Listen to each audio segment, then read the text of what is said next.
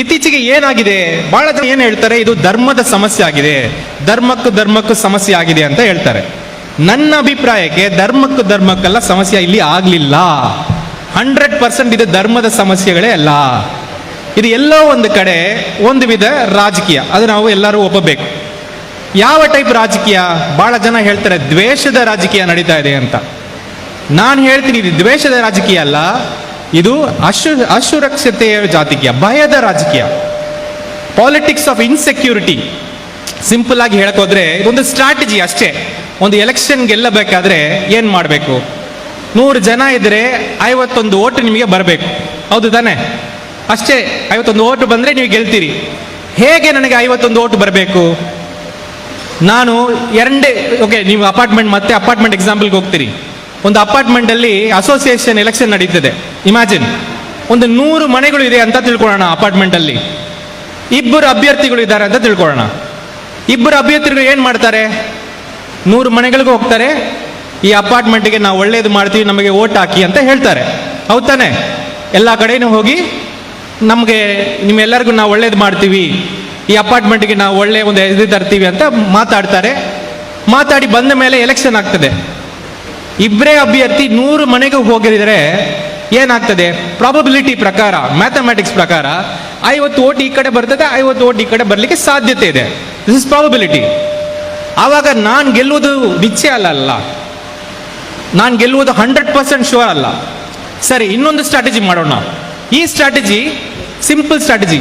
100 ಮನೆಗೆ ಹೋಗಲ್ಲ ನಾನು, ಬರೀ 80 ಮನೆಗೆ ಮಾತ್ರ ಹೋಗ್ತೀನಿ. ಒಂದು 20 ಮನೆಯನ್ನು ಬಿಡ್ತೀನಿ.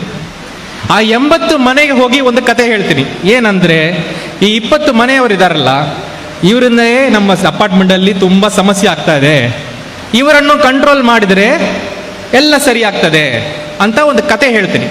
ಅವರನ್ನು ನಂಬುವ ತರ ನಾನು ಮಾಡ್ತೀನಿ. ಮಾಡಿದ ಮೇಲೆ ಅವ್ರಿಗೆ ಇಷ್ಟೇ ಹೇಳೋದು, ಈ 20 ಮಂದಿಗೆ ನಾವು ನೋಡ್ಕೊಳ್ತೀವಿ, ನಮ್ಮನ್ನು ಗೆಲ್ಲಿಸಿ, ನಮ್ಮನ್ನು ಆರಿಸಿ ಅಂತ ಹೇಳುವುದು. ಆವಾಗ ಈ 80 ಮಂದಿಯಲ್ಲಿ 60 ಮಂದಿ ನಿಮಗೆ ಓಟ್ ಹಾಕ್ಲಿಕ್ಕೆ ಸಾಧ್ಯತೆ ಇದೆ, 70 ಕೂಡ ಮಾಡಬಹುದು. ಎಷ್ಟು ನೀವು ಭಯ ಹುಟ್ಟಿಸ್ತೀರೋ ಅಷ್ಟು ನೀವು ಓಟ್ ಗೆಲ್ಲಲಿಕ್ಕೆ ಸಾಧ್ಯತೆ ಇದೆ. ಅರ್ಥ ಆಗಿದೆಯಾ? ಸ್ಟ್ರಾಟಜಿ ಅರ್ಥ ಆಗಿದೆಯಾ? ಇಷ್ಟೇ ಸ್ಟ್ರಾಟಜಿ. ಇದು ಒಂಥರ ರಾಜಕೀಯ, ಇದು ಅಸುರಕ್ಷತೆಯ ರಾಜಕೀಯ. ದ್ವೇಷದ ರಾಜಕೀಯ ಕೂಡ ಇಲ್ಲ, ಅಸುರಕ್ಷತೆಯ ರಾಜಕೀಯ. 80 ಮಂದಿಯನ್ನು ನಾವು ಭಯಪಡಿಸಿಬಿಟ್ರೆ, 80 ಮಂದಿಯನ್ನು ಇದಾಗ್ತದೆ ಅದಾಗ್ತದೆ ಅಂತ ಹೇಳಿಬಿಟ್ರೆ, ಆ ಭಯದಲ್ಲಿ ಅವರು ನಮಗೆ ಓಟ್ ಹಾಕ್ತಾರೆ. ಆವಾಗ ನಾವು 1 ಓಟಿಗೆ ನಮಗೆ ಕಷ್ಟ ಇಲ್ಲ, 60 ಓಟಿಗೆ ನಾವು 60-70 ಓಟಲ್ಲಿ ಆರಾಮಾಗಿ ಗೆಲ್ಲಬಹುದು. ಇಷ್ಟೇ ಸ್ಟ್ರಾಟಜಿ. ಈ ರಾಜಕೀಯವನ್ನು ತಾವು ಅರ್ಥ ಮಾಡ್ಕೋಬೇಕು. ಆಗಬಹುದು ರಾಜಕೀಯ ಪಕ್ಷಗಳು ಏನ್ ಬೇಕಾದ್ರೆ ಮಾಡ್ತಾರೆ, ಅದು ಬೇರೆ ವಿಷಯ. ಆದ್ರೆ ಈ ರಾಜಕೀಯದಿಂದ ಸಮಾಜದಲ್ಲಿ ಏನಾಗ್ತದೆ ಅದರ ಬಗ್ಗೆ ನಾವು ಚಿಂತನೆ ಮಾಡಬೇಕು. ಯಾಕೆ ಆ ಚಿಂತನೆ ನಾನು ಮಾಡಬೇಕು? ನೀವು ರಾಜಕೀಯ ಯಾರೋ ಬರ್ತಾರೆ, MLA ಆಗ್ತಾರೆ, MP ಆಗ್ತಾರೆ, ಬೇರೆ ವಿಷಯ. ನನ್ನ ಪಕ್ಕದ ಮನೆಯವನು ಮನಸ್ಸು ಕೆಡಿಸ್ತಾ ಇದೆ. ಆವಾಗ ನನ್ನ ಪಕ್ಕದ ಮನೆಯವನು ಮನಸ್ಸು ಸರಿ ಇಲ್ಲದೆ ಹೋದ್ರೆ ನಾನು ಸುರಕ್ಷಿತವಾಗಿ ಇರಬಹುದಾ? ಇಲ್ಲ. ಯಾವಾಗ ಇದು ಸಮಾಜದಲ್ಲಿ ಪ್ರಾಬ್ಲಮ್ ಕ್ರಿಯೇಟ್ ಆಗ್ತದೋ ಆವಾಗ ನಾವು ಕೂಡ ಇದರಲ್ಲಿ ಸ್ವಲ್ಪ ಗಮನ ಕೊಡಬೇಕಾಗ್ತದೆ. ಇವತ್ತು ನಡೀತಾ ಇರುವುದು ದ್ವೇಷದ ರಾಜಕೀಯ ಅಲ್ಲ, ಅಸುರಕ್ಷತೆಯ ರಾಜಕೀಯ, ಇನ್ಸೆಕ್ಯೂರಿಟಿ, ಭಯದ ರಾಜಕೀಯ. ಎರಡನೆಯದು, ಇಲ್ಲಿ ಏನೋ ಹಿಂದೂ ಮುಸಲ್ಮಾನವರು ಅಥವಾ ಹಿಂದೂಗಳು ಮತ್ತೆ ಕ್ರೈಸ್ತವರು ಜಗಳ ನಡೀತಾ ಇದೆ ಅಂತ ಇಲ್ಲ, ನಾನು ಅದು ಒಪ್ಪುವುದೇ ಇಲ್ಲ. ಇಲ್ಲಿ ನಡೀತಾ ಇರುವುದು 2 ಮನಸ್ಥಿತಿಗಳ ಒಳಗಡೆ ಸಮಸ್ಯೆ. ಈ 2 ಮನಸ್ಥಿತಿ ಯಾವ ಟೈಪ್ ಮನಸ್ಥಿತಿ? ಒಂದು ಮನಸ್ಥಿತಿ, ಈ ಸಮಾಜದಲ್ಲಿ ತಾರತಮ್ಯ ಇರಬಾರ್ದು, ಎಲ್ಲರೂ ಸೇಮ್ ಆಗಿರಬೇಕು ಅಂತ ಚಿಂತನೆ ಮಾಡುವ ಮನಸ್ಥಿತಿ. ಆ ಮನಸ್ಥಿತಿಗೆ ಪ್ರೀತಿ, ವಿಶ್ವಾಸ ಮತ್ತೆ ಈ ಸಹಬಾಳುವೆ, ಸಾಮರಸ್ಯ ಇದೆಲ್ಲ ಇಂಪಾರ್ಟೆಂಟ್. ಇದು ಒಂದು ಮನಸ್ಥಿತಿ. ಆ ಮನಸ್ಥಿತಿಯಲ್ಲಿ ಬಹಳ ಜನ ಇಲ್ಲಿ ನೀವೇ ಕೂತಿದ್ದೀರಿ. ಇನ್ನೊಂದು ಮನಸ್ಥಿತಿ ಇದೆ. ಆ ಮನಸ್ಥಿತಿ ಯಾವ ಟೈಪ್ ಮನಸ್ಥಿತಿ ಅಂದ್ರೆ, ಸಮಾಜ ಅಂದ್ರೆ ಮೇಲೆ ಕೀಳೆ ಇರಬೇಕು, ಎಲ್ಲ ಒಟ್ಟಿಗೆ ಕೂತ್ರೆ ಹೇಗೆ? ಮತ್ತೆ ಈ ಕೆಲಸ ಯಾರು ಮಾಡೋದು? ನಾವು ಮೇಲೆ ಇರಬೇಕು, ಅವ್ರ ಕೆಳವೇ ಇರಬೇಕು, ಅವರವರ ಕೆಲಸ ಮಾಡಬೇಕು ಅಂತ ನಂಬುವ ಒಂದು ಮನಸ್ಥಿತಿ. ಆ ಮನಸ್ಥಿತಿಗೆ ಪ್ರೀತಿ ವಿಶ್ವಾಸಕ್ಕಿಂತ ಭಯ, ಕೋಪ, ದ್ವೇಷ ಇದೆಲ್ಲ ಬಹಳ ಇಂಪಾರ್ಟೆಂಟ್. ಅದು 2ನೇ ಮನಸ್ಥಿತಿ. ಈ 2 ಮನಸ್ಥಿತಿ ಇದೆಯಲ್ಲ, ಇದರ ಒಳಗಡೆ ಜಗಳ ಈ ಭಾರತ ದೇಶದಲ್ಲಿ ತುಂಬಾ ದಿವಸದಿಂದ ನಡೀತಾ ಇದೆ. ಇವತ್ತಲ್ಲ, ಸ್ವತಂತ್ರಕ್ಕೆ ಮುಂಚೆಯಿಂದ ನಡೀತಾ ಇದೆ. ಈ ಮನಸ್ಥಿತಿಯಲ್ಲಿ ಇರುವರು ಎಲ್ಲ ಪಾರ್ಟಿಯಲ್ಲಿ ಇದ್ದಾರೆ, ಇವರು ಇದ್ದಾರೆ, ಬ್ಯೂರೋಕ್ರಸಿಯಲ್ಲಿ ಇದ್ದಾರೆ, IAS ಆಫೀಸರ್ಲಾಗಿದ್ದಾರೆ. ಅಷ್ಟು ಯಾಕೆ ಹೋಗಬೇಕು? ನಿಮ್ಮ ಗೆಳೆಯರಲ್ಲೇ ಇರ್ತಾರೆ. ಕೆಲವರು ಈ ಮನಸ್ಥಿತಿಯಲ್ಲಿ ಇರ್ತಾರೆ, ಕೆಲವರು ಈ ಮನಸ್ಥಿತಿಯಲ್ಲಿ. ನೋಡಿದ್ರೆ ನಿಮಗೆ ಗೊತ್ತಾಗ್ತದೆ ಅವ್ರು ಯಾವ ಮನಸ್ಥಿತಿ ಅವರು ಅಂತ. ಈ ಎರಡೂ ಮನಸ್ಥಿತಿಗಳ ಒಳಗಡೆನೆ ಜಗಳ ಇಲ್ಲಿ ಬಹಳ ದಿವಸದಿಂದ ನಡೀತಾ ಇರೋದು. ನಮ್ಮ ಸ್ವತಂತ್ರ ಹೋರಾಟ ಮಾಡುವಾಗ ನಮಗೆ ಬ್ರಿಟಿಷರನ್ನು ಹೊರಗಡೆ ಕಳಿಸಬೇಕು ಅಂತ ಬರೀ 20-30% ಆ ಹೋರಾಟ ಇತ್ತು. ಉಳಿದ 70% ಹೋರಾಟ ಏನಂದ್ರೆ ಯಾವ ಮನಸ್ಥಿತಿ ಈ ಭಾರತದಲ್ಲಿ ಗೆಲ್ಲಬೇಕು ಅಂತ. That is the main independence movement. ಆ ಮನಸ್ಥಿತಿ, ಆ ಫಸ್ಟ್ ಮನಸ್ಥಿತಿ ಇದೆಯಲ್ಲ, ಆ ಸಹೋದರತ್ವ, ಅದೆಲ್ಲ ನಂಬುವ ಮನಸ್ಥಿತಿ, ಅದನ್ನು ಹಾಗೇ ತಂದು ಕಾನ್ಸ್ಟಿಟ್ಯೂಷನ್ ಅಲ್ಲಿ ಬರೆದುಬಿಟ್ರು. ಇದೇ ತರ ನಮ್ಮ ಭಾರತ ದೇಶ ಇರಬೇಕು, ಯಾವತ್ತೂ ಈ ತರ ಇರಬಾರದು ಅಂತ ಕಾನ್ಸ್ಟಿಟ್ಯೂಷನ್ ಅಲ್ಲಿ ಬರೆದು ಬಿಟ್ರು. ಆ ಟೈಮಿಗೆ ಆ ಮನಸ್ಥಿತಿಯನ್ನು ಒಪ್ಪುವುದೇ ಇರುವ ಜನ ಇದ್ರು, ಆ ಟೈಮಿಗೆ ಇದ್ರು. ಅದು ಮುಸ್ಲಿಂಗಳಲ್ಲೂ ಇದ್ರು, ಹಿಂದೂಗಳಲ್ಲೂ ಇದ್ರು, ಕ್ರೈಸ್ತವರಲ್ಲೂ ಇದ್ರು, ಎಲ್ಲ ಗ್ರೂಪಲ್ಲಿ ಇದ್ರು. ಕೆಲವರು ಆ ಟೈಮಿಗೆ ಈ ತರ ದೇಶ ನಮ್ಮಲ್ಲಿ ನಾವು ನಡಕ ಆಗಲ್ಲ, ಎಲ್ಲರೂ ಸಮವಾಗಿರುವುದು, ಎಲ್ಲರೂ ಒಂದೇ ಜೊತೆಗೆ ಇರುವುದು, ಇದೆಲ್ಲ ನಡೆಯಲ್ಲ, ನಾವು ಬೇರೆ ದೇಶ ತಗೊಳ್ತೀವಿ ಅಂತ ತಗೊಂಡು ಹೋಗ್ಬಿಟ್ರು ಒಂದು ಗ್ರೂಪ್. ಇನ್ನೊಂದು ಗ್ರೂಪ್ ಇಲ್ಲೇ ಇದ್ರು, 50-60 ವರ್ಷದಿಂದ ಕೆಲಸ ಮಾಡ್ತಾ ಮಾಡ್ತಾ ಮಾಡ್ತಾ ಮಾಡ್ತಾ ಇವತ್ತು ಅವರು ಸ್ವಲ್ಪ ಪವರ್ಗೆ ಬಂದಿದ್ದಾರೆ. ಅವರಿಗೆ ಪವರ್ಗೆ ಬಂದಾಗ ಅವರ ಇಂಟ್ರೆಸ್ಟ್ ಏನಿರ್ತದೆ, ಈ ಸಂವಿಧಾನ ಸರಿಯಲ್ಲ, ಎಲ್ಲರಿಗೂ ಸರಿಪಡಿಸುವ ಸಂವಿಧಾನ ಒಪ್ಪುವುದಿಲ್ಲ, ಅದನ್ನು ಬದಲಾವಣೆ ಮಾಡಬೇಕು ಅಂತ ಒಂದು ಪ್ರಯತ್ನಗಳು ನಡೀತಾ ಇದ್ದಾವೆ. ಇದನ್ನು ನೀವು ಅರ್ಥ ಮಾಡಬೇಕು. ಸೊ ಈ ದೇಶದಲ್ಲಿ ನಡೆಯುವ ಸಮಸ್ಯೆ ಯಾವ ಧರ್ಮಕ್ಕಳಿಗೂ ನಡೆಯುವ ಸಮಸ್ಯೆ ಅಲ್ಲ. ಇಲ್ಲಿ ನಡೆಯುವ ಸಮಸ್ಯೆ ಎರಡು ಮನಸ್ಥಿತಿಗಳಿರುವ ನಡೆಯುವ ಸಮಸ್ಯೆ. ಆ ಮನಸ್ಥಿತಿಯಲ್ಲಿ ಯಾವ ಮನಸ್ಥಿತಿಗೆ ನಾವು ಸಪೋರ್ಟ್ ಮಾಡಬೇಕು ಅಂತ ನಮಗೆ ಅರ್ಥ ಆಗಿದ್ರೆ ನಮಗೆ ಸರಿಯಾದ ಒಂದು ದಾರಿ ಸಿಗ್ತದೆ. ನಾನು ಇಲ್ಲಿ ಜಿಲ್ಲಾಧಿಕಾರಿ ಆಗಿದೆ, ನನಗೆ ಗೊತ್ತಿದೆ 100 ಜನದಲ್ಲಿ ಒಂದು 10 ಜನ ಸಮಸ್ಯೆ ಮಾಡ್ತಾರೆ ಅಷ್ಟೇ. ಅವರು ಮಾತ್ರ ಈ ಕಡೆ ಆ ಕಡೆ ಜಿದ್ದಿ ಮಾಡ್ತಾರೆ. 90 ಜನಕ್ಕೆ ಇದಕ್ಕೆ ಸಂಬಂಧನೇ ಇಲ್ಲ. ಇವತ್ತು ಹೇಳ್ಬೋದು ಮಂಗಳೂರು ಕಮ್ಯುನಲ್ ಆಗಿದೆ, ಅದಾಗಿದೆ, ಇದಾಗಿದೆ ಅಂತ. ನಾನು ನಿಜವಾಗ್ಲೂ ಕೇಳ್ತಾ ಇದ್ದೀನಿ, ಮಂಗಳೂರು ಕಮ್ಯುನಲ್ ಆಗಿದೆಯಾ? ನಿಮ್ಮ ಲೈಫಲ್ಲಿ ನೀವು ನೋಡಿ, ಎಲ್ಲಿ ದ್ವೇಷ ಕಾಣ್ತಾ ಇದೆ ನಿಮಗೆ? ಬೆಳಗ್ಗೆಯಿಂದ ನೀವು ಇವತ್ತು ಸಾಯಂಕಾಲವರೆಗೆ ಬಂದಿದ್ದೀರಿ, ಎಲ್ಲಿ ನಿಮಗೆ ದ್ವೇಷ ಕಂಡು ಬಂದಿದೆ? ಎಲ್ಲಿನೂ ಕಂಡು ಬರಲ್ಲ. ಯಾಕಂದ್ರೆ 90% ಜನ ಇಲ್ಲಿ ಮಂಗಳೂರಲ್ಲಿ ಆ ಫಸ್ಟ್ ಮನಸ್ಥಿತಿಯಲ್ಲಿ ಇರುವರು. ಅವರಿಗೆ ಸಾಮರಸ್ಯ ಬೇಕು, ಅವರಿಗೆ ಸಂತೋಷ ಬೇಕು, ಅವರಿಗೆ ಸಹೋದರತ್ವ ಬೇಕು. ಆದರೆ ಈ ಜನತೆ ಪ್ರಾಬ್ಲಮ್ ಏನು ಗೊತ್ತಾ? ಅವರು ಬಾಯಿ ಬಿಚ್ಚಲ್ಲ, ಅವರು ಸುಮ್ಮನಿರ್ತಾರೆ. ನಮಗೆ ಯಾಕೆ ಅಪ್ಪ ಪ್ರಾಬ್ಲಮ್ ಅಂತ ಸುಮ್ಮನಿರ್ತಾರೆ. ನಾವು ಅವರಿಗೆ ವಿ ಕೆನಾಟ್ ಬ್ಲೇಮ್ ದೆಮ್, ಅವರಿಗೆ ನಾವು ಆರೋಪ ಮಾಡಲಿಕ್ಕೆ ಬರಲ್ಲ. ಯಾಕಂದ್ರೆ ಜನ ಅಂದ್ರೆ ಹಾಗೆ ಇರ್ತಾರೆ. ಸೊ 3ನೇ ಮೇಜರ್ ಸಮಸ್ಯೆ ಇಲ್ಲಿ ನಡೀತಾ ಇರೋದು, ಈ ಒಳ್ಳೇದೆಲ್ಲ ಎಕ್ಸ್ಪೆಕ್ಟ್ ಮಾಡ್ತಾರಲ್ಲ, ಒಳ್ಳೇದೆಲ್ಲ ಆಗಬೇಕು ಅಂತ ಅವ್ರು ಯಾರು ಬಾಯಿ ಬಿಟ್ಟು ಮಾತಾಡುವುದಿಲ್ಲ, ಅದು ಸಮಸ್ಯೆ. ಓಕೆ, ಇದು 3 ಸಮಸ್ಯೆ ಇಲ್ಲಿ ನಡೀತಾ ಇರುವುದು ನನ್ನ ಅಭಿಪ್ರಾಯಕ್ಕೆ. ಫಸ್ಟ್ ಇಲ್ಲಿರುವುದು ಮನಸ್ಥಿತಿಗಳ ಪ್ರಾಬ್ಲಮ್, 2ನೇದು ಇಲ್ಲಿ ನಡೆಯುವುದು ಭಯದ ಒಂದು ಪಾಲಿಟಿಕ್ಸ್, 3ನೇದು ಈ ಒಳ್ಳೇದೆಲ್ಲ ಎಕ್ಸ್ಪೆಕ್ಟ್ ಮಾಡಿ ಒಳ್ಳೆಯವರು ಇದಾರಲ್ಲ ಅದನ್ನ ಫಸ್ಟ್ ಮನಸ್ಥಿತಿಯಲ್ಲಿರುವರು, ಅವರು ಬಾಯಿ ಬಿಚ್ಚಿ ಮಾತಾಡೋದಿಲ್ಲ, ಇದು ಸಮಸ್ಯೆ. ಈಗ ಇದರ ಬಗ್ಗೆ ನಾವು ಏನು ಮಾಡಬೇಕು ಈ ಪ್ರಶ್ನೆಗೆ ಬರೋಣ. ಯಾಕಂದ್ರೆ ನಾನು ಅದರ ಬಗ್ಗೆ ನನ್ನ ತಲೆಗೂ ಬಹಳ ಸಮಸ್ಯೆ ಆಗ್ತಾ ಇದೆ, ನಾವು ಏನು ಮಾಡಬೇಕು ಅಂತ. ಫಸ್ಟ್ ನಾವು ಮಾಡಬೇಕಾದ ಕೆಲಸ, ನಾವು ತುಂಬಾ ದಿವಸದಿಂದ ಒಂದು ಕೆಲಸವನ್ನು ಬಿಟ್ಬಿಟ್ಟಿದ್ದೀವಿ. ಅಂದ್ರೆ ಮನೆಯಲ್ಲಿ ಅಮ್ಮ ಇರ್ತಾರಲ್ಲ, ಅಮ್ಮ ಇರ್ತಾರೆ ಅಷ್ಟೇ, ನಮ್ಗೆಲ್ಲರೂ ಗೊತ್ತಿದೆ. ಅಮ್ಮ ಇರ್ತಾರೆ, ಬೆಳಿಗ್ಗೆ ಹೋದ್ರೆ ಅವ್ರು ನಮ್ಗೆ ಎಲ್ಲ ಕೆಲಸನೂ ಮಾಡ್ತಾರೆ, ಸಾಯಂಕಾಲ ಹೋದ್ರೆ ಊಟ ಎಲ್ಲ ರೆಡಿ ಮಾಡಿ ಇಡ್ತಾರೆ, ನಾವು ಊಟ ಮಾಡಿ ಮಲಗ್ತೀವಿ. ಯಾವತ್ತು ನಾವು ಅಮ್ಮವನ್ನು ಸೆಲೆಬ್ರೇಟ್ ಮಾಡಿಲ್ಲ, ಅಂದ್ರೆ ಆಚರಿಸಿಲ್ಲ. ಅಮ್ಮ ಅಂದ್ರೆ ಇರ್ತಾರೆ, ಇದೆಲ್ಲ ಮಾಡ್ತಾರೆ ಅಂತ. ಹಾಗಾಗಿ ಏನಾಗಿಬಿಟ್ಟಿದೆ, ಒಂದು ಪೊಸಿಷನ್ ಅಲ್ಲಿ ಆ ಅಮ್ಮಗೆ ಇರುವ ರೆಸ್ಪೆಕ್ಟೇ ಹೋಗ್ಬಿಟ್ಟಿದೆ. ಸೊ ಆ ರೆಸ್ಪೆಕ್ಟ್ ಅನ್ನು ವಾಪಸ್ ತರಬೇಕಾದ್ರೆ ನಾವೇನ್ ಮಾಡಬೇಕು, ಅಮ್ಮವನ್ನು ಮತ್ತೆ ನಾವು ಆಚರಿಸಬೇಕು, ಅವರಿಗೆ ಸ್ಪೆಷಲ್ ಅಟೆನ್ಷನ್ ಕೊಡಬೇಕು, ಅವರಿಗೆ ಒಂದು ಸ್ಪೆಷಲ್ ಇದು ಮಾಡಬೇಕು, ಹೌದು ತಾನೆ? ಅದೇ ತರ ಎಲ್ಲ ಒಂದು ಕಡೆ ನಾವು ನಮ್ಮ ವಿಭಿನ್ನತೆಯನ್ನು, ನಮ್ಮ ಭಾರತೀಯ ಒಂದು ಸ್ಪಿರಿಟ್ ಅನ್ನು ನಾವು ಆಚರಿಸಲಿಕ್ಕೆ ಮರೆತು ಬಿಟ್ಟಿದ್ದೀವಿ. ಅದು ಇರ್ತದೆ ಅಂತ ಟೇಕನ್ ಫಾರ್ ಗ್ರಾಂಟೆಡ್ ಅಂತ ಬಿಟ್ಬಿಟ್ಟಿದ್ದೀವಿ. ಆದರೆ ಅದು ಎಷ್ಟು ಯುನೀಕ್ ಐಡಿಯಾ ನೋಡಿ, ಇಡೀ ಪ್ರಪಂಚದಲ್ಲಿ ಇಷ್ಟು ಭಾಷೆಗಳು ಮಾತಾಡುವ ಒಂದು ದೇಶನೇ ಇಲ್ಲ, ಅಷ್ಟು ವಿಭಿನ್ನತೆಗಳು, ಇಷ್ಟು ದೇವರನ್ನು ಪೂಜೆ ಮಾಡುವ ದೇಶನೂ ಇಲ್ಲ. ಆದರೆ ನಾವು ಯಾವತ್ತಾದ್ರೂ ಆಚರಣೆ ಮಾಡಿದ್ದೀವಿ, ಅದನ್ನು ತಗೊಂಡು ಆಚರಣೆ ಮಾಡಿಲ್ಲ. ದೀಪಾವಳಿಗೆ ಮಾಡ್ತೀವಿ, ರಂಜಾನ್ಗೆ ಮಾಡ್ತೀವಿ. ಆದರೆ ಈ ವಿಭಿನ್ನತೆಯಾಗಿ ಇಷ್ಟು ಜನ ನಾವು ಒಟ್ಟಾಗಿ ಇದೀವಲ್ಲ, ಇದನ್ನು ಕೂಡ ನಾವು ಆಚರಣೆ ಮಾಡಲಿಕ್ಕೆ ಶುರು ಮಾಡಬೇಕು. ಈ ವಿಭಿನ್ನತೆಯನ್ನು ಆಚರಣೆ ಮಾಡಬೇಕು, ಬಾಯಿ ಬಿಚ್ಚಿ ನಾವು ಮಾತಾಡಬೇಕು. ಯಾಕೆ, ಸೆಕೆಂಡ್ ಹೇಳ್ತೀನಿ, ಯಾಕೆ ಈಗ ಜನ ಮಾತಾಡ್ತಾ ಇಲ್ಲ? ಜನ ಮಾತಾಡ್ತಿದ್ದಕ್ಕೆ ಒಂದು ದೊಡ್ಡ ರೀಸನ್ ಇದೆ. ಏನ್ ಕಾರಣ? ಈ ಕ್ವಶ್ಚನೇ ಹೇಗೆ ನಿಮ್ಮ ಮುಂದೆ ಬಂದಿದೆ ಅಂದ್ರೆ, ನೀವು ಹಿಂದೂ ಪರವಾಗಿದ್ದೀರಾ ಮುಸ್ಲಿಂ ಪರವಾಗಿದ್ದೀರಾ ಅಂತ. ಈ ತರ ನಮ್ಗೆ ಪ್ರಶ್ನೆ ಕೇಳಿದ್ರೆ ಯಾರಾದ್ರೂ ಬಾಯಿ ಬಿಚ್ತಾರ? ಎಲ್ಲರಿಗೂ ಭಯ ಬರ್ತದೆ. ನಾವು ಯಾಕೆಪ್ಪ ಮಾತಾಡಿ ಸುಮ್ಮನೆ ನಮಗೆ ಬೇರೆ ಏನೋ ಮಾಡ್ತಾರಂತ. ಫಾರ್ ಎಕ್ಸಾಂಪಲ್ ನನ್ನ ಎಕ್ಸ್ಪೀರಿಯನ್ಸೇ ತಗೊಳ್ಳಿ. 2.5 ವರ್ಷ ನಾನು ಇಲ್ಲಿ ಜಿಲ್ಲಾಧಿಕಾರಿಯಾಗಿದೆ. ಜಿಲ್ಲಾಧಿಕಾರಿಯಾಗಿ ಇರುವವರೆಗೆ ಸಾಹೇಬರೆಲ್ಲರಿಗೂ ಗೊತ್ತಿದೆ, ಒಂದು ಒಳ್ಳೆಯ ಒಂದು ಪ್ರೀತಿ ವಿಶ್ವಾಸ, ಒಂದು ಒಳ್ಳೆಯ ಒಂದು ಒಡನಾಟ ಇತ್ತು ನಮ್ದು. ಯಾವತ್ತು ನಾನು ರಾಜೀನಾಮೆ ಕೊಟ್ಟು, ನಾನು ಯಾಕೆ ರಾಜೀನಾಮೆ ಕೊಟ್ಟಿದ್ದೀವಿ ಅನ್ನೋ ಒಂದು ಪತ್ರ ಬರೆದ ತಕ್ಷಣ ನಾನು ಏನಾಗಿದೆ, ದೇಶದ್ರೋಹಿ ಆಗಿಬಿಟ್ಟೆ. ಸೆಂಥಿಲ್ ಒಂದು ದೇಶದ್ರೋಹಿ, ಸೆಂಥಿಲ್ ಒಂದು ಈ ವಿರೋಧಿ ಆ ವಿರೋಧಿ, ಇದೇ ಭಯ ಜನರಿಗೂ ಇರ್ತಿದೆ. ನಾವು ಸುಮ್ಮನೆ ಮಾತಾಡ್ಬಿಟ್ರೆ ಏನಾಗ್ತದಪ್ಪ, ನಮ್ಮನ್ನು ಹಿಂದೂ ವಿರೋಧಿಯಾಗಿ ಮಾಡಿಬಿಡ್ತಾರೆ ಅಂತ. ಅದಕ್ಕೋಸ್ಕರ ಮಾತಾಡ್ತಾ ಇಲ್ಲ. ಬಟ್ ನೀವು ಒಂದು ಅರ್ಥ ಮಾಡ್ಕೋಬೇಕು, ಇದು ಪ್ರಾಬ್ಲಮ್ ಹಿಂದೂ ಮುಸ್ಲಿಂ ಪ್ರಾಬ್ಲಮ್ ಅಲ್ಲ. ಇದು ಆ ಫಸ್ಟ್ ಮನಸ್ಥಿತಿಗೂ ಸೆಕೆಂಡ್ ಮನಸ್ಥಿತಿಗೂ ಇರುವ ಪ್ರಾಬ್ಲಮ್. ಇನ್ನೊಂದು ತರ ಹೇಳಕ್ ಹೋದ್ರೆ, ಭಾರತವನ್ನು ನಂಬುವವರೆಗೂ ಭಾರತವನ್ನು ನಂಬದೇ ಇರೋವರೆಗೂ ಇರೋ ಪ್ರಾಬ್ಲಮ್.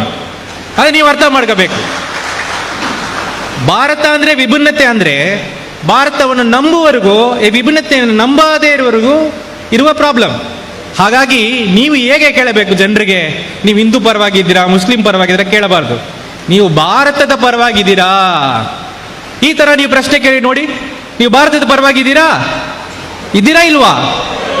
ಮಾತಾಡಬೇಕಾ? ಭಾರತದ ಪರವಾಗಿ ಮಾತಾಡಬೇಕು. ಅದು ನೀವು ಅರ್ಥ ಮಾಡಬೇಕು. ಸೊ ಎಲ್ಲಿ ಹೋದ್ರು ನೀವು ಹಿಂದೂ ಮುಸ್ಲಿಂ ಅಂತ ಹೇಳಕ್ ಹೋಗ್ಬೇಡಿ. ಭಾರತದ ಪರವಾಗಿ ನೀವು ಇದ್ದೀರೋ ಇಲ್ವೋ, ಇದ್ದೀರಾ ಅಂದ್ರೆ ನಮ್ಮ ಜೊತೆಗೆ ಬನ್ನಿ, ನಮ್ಮ ಜೊತೆಗೆ ನಿಲ್ಲಿ ಅಂತ ಹೇಳಬೇಕಾಗ್ತದೆ. ಅದು ಇಂಪಾರ್ಟೆಂಟ್. ಯಾವತ್ತು ಮಂಗಳೂರಲ್ಲಿ ನೀವು ಹಿಂದೂ ಮುಸ್ಲಿಂ ಮಾತಾಡಬಾರ್ದು. You should always talk about pluralism. ಇದು ಭಾರತ ಅಂದ್ರೆ ಇದೇ ಭಾರತ್ ಮಾತಾ, ಇದೇ ಇಲ್ಲಿ ಇರುವರೇ ಭಾರತ್ ಮಾತಾಗಿ ಜೈ ಅಂತ ಹೇಳಲಿಕ್ಕೆ ಅರ್ಹ ಇರುವರು, ಉಳಿದವರಿಗೆ ಅರ್ಹ ಇಲ್ಲ. ಅದನ್ನು ನೀವು ಅರ್ಥ ಮಾಡ್ಕೋಬೇಕು.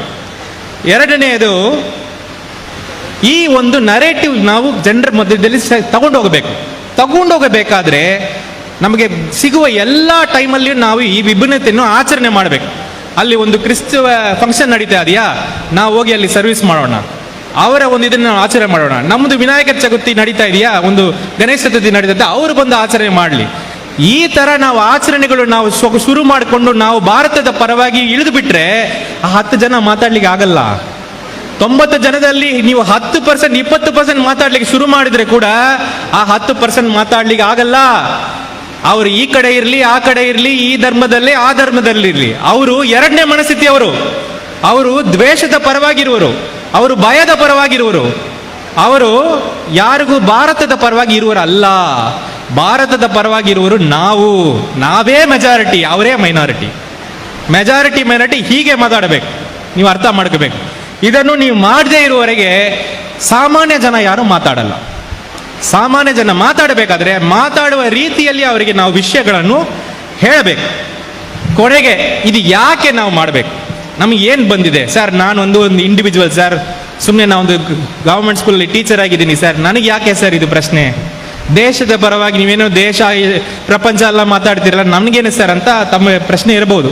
ಬಟ್ ನಾನು ಹೇಳ್ತೀನಿ ಇವತ್ತು ಇದು ಯಾಕೆ ಮಾತಾಡಬೇಕಂದ್ರೆ, ದೇಶದ ಪರವಾಗಿಯೋ ಪ್ರಪಂಚದ ಪರವಾಗಿ ಎಲ್ಲ ಬಿಟ್ಟುಬಿಡಿ, ಅದೆಲ್ಲ ಸಮಸ್ಯೆ ಅಲ್ಲ. ಈಗ ನಮ್ಮ ಮನೆಯ ಪರವಾಗಿ, ನಮ್ಮ ಮಕ್ಕಳ ಪರವಾಗಿ, ನಮ್ಮ ಮೊಮ್ಮಕ್ಕಳ ಪರವಾಗಿ ನಾವಿದು ಇವತ್ತು ಮಾಡಲೇಬೇಕಾಗ್ತದೆ. ನೀವು ಹೇಗೆ ಬೇಕಾದ್ರೆ ತಿಳ್ಕೊಳ್ಳಿ, ಈ ಪ್ರಾಬ್ಲಮ್ ನಮ್ಮ ಮಕ್ಕಳಿಗೂ ಮೊಮ್ಮಕ್ಕಳು ಬಂದಿದೆ. ಈಗ ನನ್ನ ಒಂದು ಬದುಕು ತಗೊಳ್ಳಿ, ನಾನು 50 ವರ್ಷ ಮುಂಚೆ 60 ವರ್ಷ ಮುಂಚೆ ಸ್ವತಂತ್ರಕ್ಕೆ ಮುಂಚೆ ನಾನು ಈ ತರ ವೇದಿಕೆಯಲ್ಲಿ ಕೂರುವನಲ್ಲ. ಇಲ್ಲಿ ಇರುವ ಬಹಳ ಜನ ಹಾಗೆ ಇರಬೇಕು, ಆ ವೇದಿಕೆಯಲ್ಲಿ ಎಲ್ಲರ ಜೊತೆಗೆ ಕೂರುವ ಅರ್ಹ ಇರುವನಲ್ಲ. ಆದರೆ ಈ 50 ವರ್ಷದಲ್ಲಿ ಈ ವೇದಿಕೆ, ಈ ಮೈಕ್, ಈ ಎಲ್ಲ ಪ್ರೀತಿ ನನಗೆ ಸಿಗ್ತಾ ಇದೆ ಅಂದ್ರೆ ಅದು ಭಾರತದಿಂದ ಸಿಕ್ಕಿದೆ. ವಿಭಿನ್ನತೆಯನ್ನು ಆಚರಣೆ ಮಾಡುವ ಒಂದು ಕಾನ್ಸೆಪ್ಟ್ ಇಂದ ಸಿಕ್ಕಿದೆ. ಎಲ್ಲರಿಗೂ ಸಮಾನ ರೀತಿ ಸಿಗಬೇಕು ಅಂತ ಇರುವ ಕಾನ್ಸೆಪ್ಟ್ ಇಂದ ಸಿಕ್ಕಿದೆ. ಈ ಕಾನ್ಸೆಪ್ಟ್ ಹೋಗ್ಬಿಡ್ತದೆ. ಈ ಕಾನ್ಸೆಪ್ಟ್ ಹೋಗಿಬಿಟ್ರೆ ಇಲ್ಲಿರುವ ಬಹಳ ಜನ ಹಾಕಿರುವ ಶರ್ಟ್ ಪ್ಯಾಂಟ್ ಎಲ್ಲ ತೆಗಿಬೇಕಾಗ್ತದೆ, ವಾಪಸ್ ನೆಲದಲ್ಲಿ ಕೂರಬೇಕಾಗ್ತದೆ. ಈ ಪ್ರಾಬ್ಲಮ್ ನಿಮ್ಮ ಮಕ್ಕಳಿಗೆ ಬರಲಿಕ್ಕೆ ಬಹಳ ಸಾಧ್ಯತೆ ಇದೆ. ನಿಮ್ಮ ಮಕ್ಕಳಿಗೆ ನೀವು ಬದುಕಿದ ತರ ಬದುಕಲಿಕ್ಕೆ I think it's very difficult ನಾವು. ಹಾಗಿರುವಾಗ ನಿಮ್ಮ ಮಕ್ಕಳ ಪರವಾಗಿ ನೀವು ಯೋಚನೆ ಮಾಡಬೇಕು. ಅದಕ್ಕೋಸ್ಕರ ನಾವು ಮಾಡಬೇಕು. ನೀವು ದೇಶ ಪ್ರಪಂಚ ಎಲ್ಲ ಆಮೇಲೆ ಬಿಟ್ಟುಬಿಡಿ. ನಾವು ಮಕ್ಕಳಿಗೋಸ್ಕರ ಏನು ಮಾಡ್ತೀವಿ? ಅವ್ರಿಗೆ ಎಜುಕೇಶನ್ ಕೊಡ್ತೀವಿ, ಅವ್ರಿಗೆ ಸ್ವತ್ತು ಪತ್ತೆಲ್ಲ ಕೊಡ್ತೀವಿ. ಯಾಕೆ ಕೊಡ್ತೀವಿ? ಅವ್ರು ಚೆನ್ನಾಗಿರ್ಬೇಕಂತ. ಇದೆಲ್ಲ ಕೊಟ್ಟು ಒಂದು ಒಳ್ಳೆಯ ವಾತಾವರಣ ಕೊಡದೆ ಹೋದ್ರೆ ಇದಕ್ಕೇನು ಉಪಯೋಗ ಇದೆಯಾ? ಈ ಪ್ರಾಪರ್ಟಿಗೆ ಏನು ಉಪಯೋಗ ಇದೆಯಾ? ಅವ್ರ ಎಜುಕೇಶನ್ಗೆ ಏನು ಉಪಯೋಗ ಇದೆಯಾ? ಸೊ ಹಾಗಿರುವಾಗ ನಮ್ಮ ಮಕ್ಕಳಿಗೋಸ್ಕರ, ನಮ್ಮ ಮೊಮ್ಮಕ್ಕಳಿಗೋಸ್ಕರ ಒಂದು ಒಳ್ಳೆಯ ವಾತಾವರಣ ಅವ್ರಿಗೆ ಸಿಗಬೇಕು. ಅಟ್ಲೀಸ್ಟ್ ನಾವು ಬದುಕಿದರ ವಾತಾವರಣ ಇರಬೇಕಾದ್ರೆ, ಪ್ರೀತಿ ವಿಶ್ವಾಸದ ವಾತಾವರಣ ಇರಬೇಕಾದ್ರೆ ನಾನಿವತ್ತು ಮಾತಾಡಬೇಕು. ನಾನು ಎಷ್ಟೇ ಸಣ್ಣವನಿರಲಿ ನಾನು ಮಾತಾಡಬೇಕು. ಸರ್ ನಾನು ಒಂದು ಇಂಡಿವಿಜುವಲ್ ಆಗಿದ್ದೀನಿ, ನಾನು ಮಾತಾಡಿ ಎಲ್ಲಿ ಸರ್ ಏನು ಮಾತಾಡೋದು? ನಾನು ರೋಡ್ಗೆ ಇಳಿಯಕ್ಕಾಗ್ತದ ಅಂತ ಪ್ರಶ್ನೆ ಬೇಡ. ಇಳಿಕ್ಕೆ ಅವಶ್ಯಕತೆ ಇಲ್ಲ. ನಿಮ್ಮಿಂದ ಏನಾಗ್ತದೋ ಮಾಡಿ. ನಿಮಗೆ ಒಂದು ಫೇಸ್ಬುಕ್ ಪೋಸ್ಟ್ಗೆ ಲೈಕ್ ಹಾಕಕ್ಕೆ ಬರುತ್ತಾ? ಲೈಕ್ ಹಾಕಿ. ಒಂದು ವಾಟ್ಸಾಪಲ್ಲಿ ಒಂದು ಒಳ್ಳೆಯ ಸಂದೇಶವನ್ನು, ಪ್ರೀತಿಯ ಸಂದೇಶವನ್ನು ಫಾರ್ವರ್ಡ್ ಮಾಡ್ಲಿಕ್ಕೆ ಆಗ್ತದಾ? ಮಾಡಿ. ಆದರೆ ಅವ್ರ ಜೊತೆಗೆ ಜಗಳ ಮಾಡಿಕೊಂಡು ಟೈಮ್ ವೇಸ್ಟ್ ಮಾಡಬೇಡಿ. ನೀವು ಆ 10% ಜನ ಜೊತೆಗೆ ಜಗಳ ಮಾಡ್ತಾ ಇದ್ರೆ ನೀವು ಯಾವತ್ತೂ ಅವ್ರ ತಲೆಗೆ ನೀವು ಏನು ತುಂಬಿಸ್ಲಿಕ್ಕೆ ಆಗಲ್ಲ. ಆದರೆ ಉಳಿದ 90% ಇದಾರಲ್ಲ, ಅವರಿಗೆ ಮಾತಾಡಿ, ಅವ್ರ ಜೊತೆಗೆ ಇರಿ, ಅವರಿಗೆ ಒಳ್ಳೆ ಸಂದೇಶ ಹೇಳಿ. ಬಟ್ ನೀವೇನು ಮಾಡ್ತೀರಿ ಗೊತ್ತಾ? ಫುಲ್ ಟೈಮ್ ನೀವು ಅವ್ರ ಜೊತೆಗೆ ಜಗಳ ಮಾಡ್ಕೊಂಡು ಕೂರ್ತೀರಿ. ನಿಮ್ಮ ತಲೆನೂ ಕೆಟ್ಟು ಹೋಗ್ತದೆ, ನಿಮ್ಮ ಇದನ್ನು ತಪ್ಪಾಗ್ತದೆ. ಸೊ ಹಾಗಾಗಿ ಇನ್ನು ಮುಂದೆ ಈ ವಿಭಿನ್ನತೆಯನ್ನು ಆಚರಣೆ ಮಾಡೋಣ. ನಮಗೆ ಏನು ಇದೆಯೋ ಅದನ್ನು ನಾವು ಸೆಲೆಬ್ರೇಟ್ ಮಾಡೋಣ. ಉಳಿದವರಿಗೂ ಸೆಲೆಬ್ರೇಷನ್ಗೆ ಕರೆಯೋಣ. ಮತ್ತೆ ಈ ತಲೆ ಕೆಟ್ಟೋಗಿದಿರುವ ಜನ ಜೊತೆಗೆ ನಾವು ಮಾತಾಡಿ ಅವ್ರಿಗೆ ಆರ್ಗ್ಯುಮೆಂಟ್ ಮಾಡುವ ಅವಶ್ಯಕತೆನೇ ನಮಗಿಲ್ಲ. ಅವ್ರ ಜೊತೆಗೆ ನಾವು ಆರ್ಗ್ಯುಮೆಂಟ್ ಮಾಡಿ ಏನು ಬಂದಿದೆ ಇದು ನಾವು ತಿದ್ದುಕೋಬೇಕಾಗ್ತದೆ. ಎರಡನೇದು, ಎಷ್ಟೇ ನಾವು ಸಣ್ಣವರಾಗಿರ್ಬೋದು ಕೂಡ, ಎಷ್ಟೇ ನಾವು ಒಂಟಿಯಾಗಿದ್ದರೆ ಕೂಡ ನಮ್ಮಿಂದ ಏನಾಗ್ತದೋ ಮಾಡೋಣ. ಒಂದು ಪೇಂಟಿಂಗ್ ಬರೆಯಕ್ಕೆ ಬರ್ತದಾ? ಮಾಡೋಣ. ಒಂದು ಹಾಡು ಬರೆಯಕ್ಕೆ ಬರ್ತದಾ? ಮಾಡೋಣ. ಒಂದು ಕವನ ಬರೆಯಕ್ಕೆ ಬರ್ತದಾ? ಮಾಡೋಣ. ಎಲ್ಲ ನಮ್ಮ ಆಚರಣೆ ಭಾರತೀಯ ಅಂತ ಕಾನ್ಸೆಪ್ಟ್ ಮೇಲೆ ಮಾಡೋಣ. ಈ ವಿಭಿನ್ನತೆ ಎಷ್ಟು ನಮಗೆ ಬಹಳ ಇಂಪಾರ್ಟೆಂಟ್ ಅಂತ ಆ ಮಾತು ಮೇಲೆ ನಾವು ಮಾಡೋಣ. ನಿಮ್ಮಿಂದ ಏನು ಬರ್ತದೋ, ನಿಮ್ಗೆ ಎಷ್ಟು ಲಿಮಿಟ್ ಆಗ್ತದೋ ಅಷ್ಟು ಲಿಮಿಟ್ ನೀವು ಮಾಡಿ. ಆದರೆ ಬಾಯಿ ಮುಚ್ಕೊಂಡು ಸುಮ್ಮನೆ ಮಾತ್ರ ಇರಬಾರ್ದು.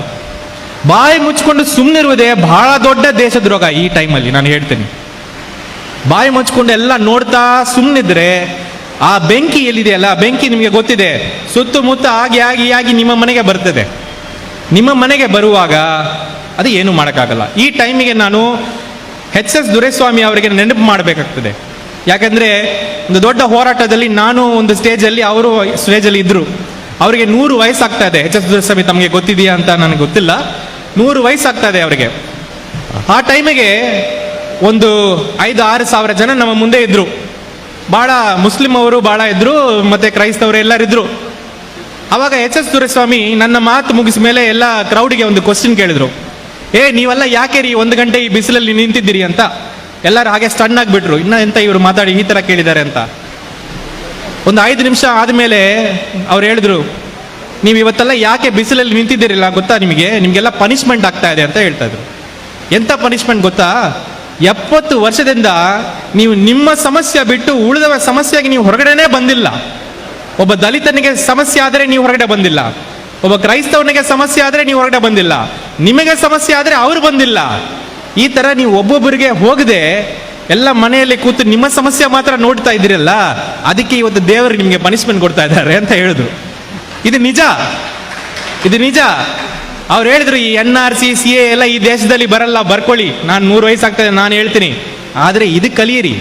ಇನ್ನೊಬ್ಬನಿಗೆ ಸಮಸ್ಯೆ ಆದಾಗ ನೀವು ಹೋಗಿ ಅವನ ಜೊತೆಗೆ ನಿಲ್ರಿ. ಇದನ್ನು ನೀವು ಯಾವತ್ತು ಕಲಿಯಬೇಕು ಅಂತ ಹೇಳಿದ್ರು. ಆ ಮಾತು ನಾನು ತಮಗೂ ಹೇಳ್ತಾ ಇದ್ದೀನಿ.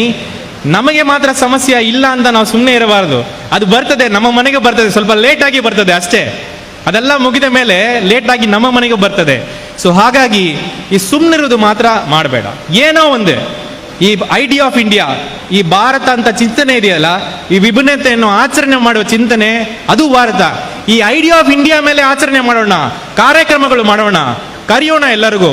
ಎಷ್ಟು ಜನ ಬರ್ತಾರೆ ನೋಡೋಣ. ನಾನು 100% ಹೇಳ್ತೀನಿ, ಈ ಅರ್ಧ ಎಲ್ಲ ಪೂರ್ತಿ ಮಂಗಳೂರು ನಿಮ್ಮ ಜೊತೆಗೆ ನಿಲ್ಲುತ್ತೆ. 100% ನಾನು ಹೇಳ್ತೀನಿ. ಮೊನ್ನೆ ಉಡುಪಿಯಲ್ಲಿ ಮಾಡಿದ್ದೀವಿ. ಎಷ್ಟು ಜನ ಬಂದಿದ್ದಾರೆ ಕೇಳಿ? 10,000 ಜನಕ್ಕೆ ಮೇಲೆ ಮೆರವಣಿಗೆಯಲ್ಲಿ ಬಂದಿದ್ದಾರೆ. ಆವಾಗ ನಮಗೆ ಗೊತ್ತಾಗ್ತದೆ. ಆದರೆ ನೀವು ಎಷ್ಟುವರೆಗೆ ಹಿಂದೂ ಮುಸ್ಲಿಂ ಅಂತ ಹೇಳ್ತಾ ಇರುವವರೆಗೆ ಯಾರು ಕೂಡ ಬರಲ್ಲ. ಸರಿಯಾಗಿ ಈ ಪ್ರಾಬ್ಲಮ್ ಅನ್ನು ನರೇಟ್ ಮಾಡಬೇಕು, ಸರಿಯಾಗಿ ಈ ಪ್ರಾಬ್ಲಮ್ ಅನ್ನು ಎಕ್ಸ್ಪ್ಲೈನ್ ಮಾಡಬೇಕು. ಇದು ಭಾರತವನ್ನು ನಂಬುವವರೆಗೂ ಭಾರತವನ್ನು ನಂಬದೇ ಇರೋವರೆಗೂ ನಡೆಯುವ ಸಮಸ್ಯೆ. ನಾನು ರೆಸಿಗ್ನೇಷನ್ ಮಾಡಿ ಏನು ಮಾಡಿದೆ, ಭಾರತವನ್ನು ನಂಬುವರ ಜೊತೆಗೆ ನಾನು ಈಗ ನಿಂತಿದ್ದೀನಿ ಅಷ್ಟೇ. ನನಗಾಗ್ತದೆ ಅಂದರೆ ನಿಮಗೂ ಆಗ್ತದೆ. ನೀವೇನು ರೆಸಿಗ್ನೇಷನ್ ಮಾಡೋದು ಅವಶ್ಯಕತೆ ಇಲ್ಲ. ನಿಮ್ಮಿಂದ ಏನು ಸಾಧ್ಯ ಇದೆಯೋ ಈ ಭಾರತ ಅಂತ ಕಾನ್ಸೆಪ್ಟನ್ನು ಸಪೋರ್ಟ್ ಮಾಡಲಿಕ್ಕೆ ಪ್ರಯತ್ನ ಮಾಡಿ. ಕೊನೆಗೆ ನಾನು ಒಂದು ಹೇಳ್ತೀನಿ, ಈಗ ಸಾಕಷ್ಟು ನಮ್ಮ ಸಂಸ್ಥೆಗಳು, ನಮ್ಮ ಪ್ರಜಾಪ್ರಭುತ್ವದಲ್ಲಿ ಸಂಸ್ಥೆಗಳು ಬಹಳ important. Judiciary, police, IAS officer, ಈ ಸಂಸ್ಥೆಗಳೆಲ್ಲ ಇವತ್ತು ಕುಸಿತಾ ಇದೆ. ಈ ಸಂಸ್ಥೆಗಳೆಲ್ಲ ಕುಸಿತಾ ಇದೆ. ಸಂಸ್ಥೆಗಳು ಕುಸಿದಾಗ ನಾವು ಒಂಟಿಯಾಗಿ ನಿಲ್ಲಬೇಕು. When institutions fail, individuals should stand up. If individuals don't stand up, everything will collapse. ನೀವು ಒಂದು ಬಸ್ ತಗೊಂಡು ಒಂದು ಮ್ಯಾರೇಜ್ಗೆ ನೀವು ಹೋಗ್ತಾ ಇದ್ದೀರಿ ಅಂತ ತಿಳ್ಕೊಳ್ಳಿ. ಮ್ಯಾರೇಜಿಗೆ ಹೋಗುವಾಗ ನಿಮ್ಮ ಎಲ್ಲ ನೆಂಟರೆಲ್ಲ ಕೂತಿದ್ದಾರೆ, ಡ್ರೈವರ್ ಗಾಡಿಯನ್ನು ಓಡಿಸ್ತಾ ಇದ್ದಾನೆ. ಸ್ವಲ್ಪ ಆದ ಮೇಲೆ ಡ್ರೈವರ್ ಸ್ವಲ್ಪ ಮಲಗಿದ್ರೆ ಏನು ಮಾಡ್ತೀರಿ? ಕೂತ್ಕೊಂಡು ನೋಡ್ತೀರಾ? ಏನು ಮಾಡ್ತೀರಿ? ಎದ್ದು ಹೋಗಿ ಅವನಿಗೆ ಟ್ಯಾಪ್ ಮಾಡ್ತೀರಲ್ಲ, ಸರಿಯಾಗಿ ಓಡಿಸಪ್ಪ ಅಂತ. ಈ ಗಾಡಿ ಎಂಬುದು ನಮ್ಮ ದೇಶ, ಡ್ರೈವರ್ ಎಂಬುದು ಸರ್ಕಾರ. ಸರ್ಕಾರ ತಪ್ಪು ಮಾಡಿದಾಗ ಓನರ್ಗಳು ನಾವೇ. ನೀವು ಇಂಡಿವಿಜುವಲ್ ಇದ್ದೀರಲ್ಲ, ನೀವೇ ಓನರ್ಗಳು. ನೀವು ಡ್ರೈವರ್ಗೆ ಹೇಳಬೇಕು, ಇದು ಸರಿಯಲ್ಲ, ಇದು ನಮಗೆ ಆಗಲ್ಲ ಅಂತ ಹೇಳುವುದು ಒಂದು ಅವಶ್ಯಕತೆ ಇದೆ. ಹೇಳುವಾಗ ಈ ಭಾರತ ಅಂತ ಚಿಂತನೆಯನ್ನು ಐಡಿಯಾ ಆಫ್ ಇಂಡಿಯಾ ಮೇಲೆ ಮಾತಾಡಬೇಕು, ಯಾವುದ ಧರ್ಮ ಮೇಲೆ ಮಾತಾಡಬಾರ್ದು.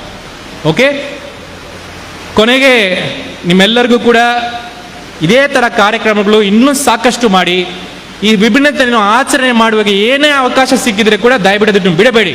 ಇನ್ನೊಂದು ಮಾತು ಕೂಡ ಹೇಳ್ತೀನಿ, ಸರ್ ಟಾರ್ಗೆಟ್ ಮಾಡ್ತಾರೆ ಸರ್ ನನಗೆ, ಸರ್ ಏನು ಮಾಡೋದು ಸರ್, ಟಾರ್ಗೆಟ್ ಮಾಡಿದರೆ ಏನು ಮಾಡೋದು? ನಾನು ಇಷ್ಟು ಹೇಳ್ತೀನಿ, ಟಾರ್ಗೆಟ್ ಮಾಡ್ತಾರೆ, ಮಾಡಲಿ. ನಾನಿವತ್ತು ನಿಂತಿದ್ದೀನಿ ಅಂದರೆ, ಇವತ್ತು ನೀವೆಲ್ಲ ನಿಂತಿದ್ದೀರಾ ಅಂದರೆ, ಇವತ್ತು ಇವೆಲ್ಲ ನಾವು ಕೂತ್ಕೊಂಡು ಮಾತಾಡ್ತೀವಿ ಅಂದರೆ ಸಾಕಷ್ಟು ಜನ ಇದಕ್ಕೆ ತ್ಯಾಗ ಮಾಡಿದ್ದಾರೆ. ಸುಮ್ಮನೆ ಬಂದಿಲ್ಲ ಇದೆಲ್ಲ. ಇವತ್ತು ನಾವೊಂದು ಸ್ವತಂತ್ರವಾಗಿ ಓಡಾಡ್ತಾ ಇದೀವಲ್ಲ, ಇದು ಸುಮ್ಮನೆ ಬಂದಿಲ್ಲ. ಈ ದೇಶದ ಫಸ್ಟ್ ಪ್ರೈಮ್ ಮಿನಿಸ್ಟರ್ ನೆಹರು ಎಷ್ಟು ದಿವಸ ಜೈಲಲ್ಲಿ ಇದ್ರು ಗೊತ್ತಾ? ಹೇಳಬಹುದಾ ಯಾರು?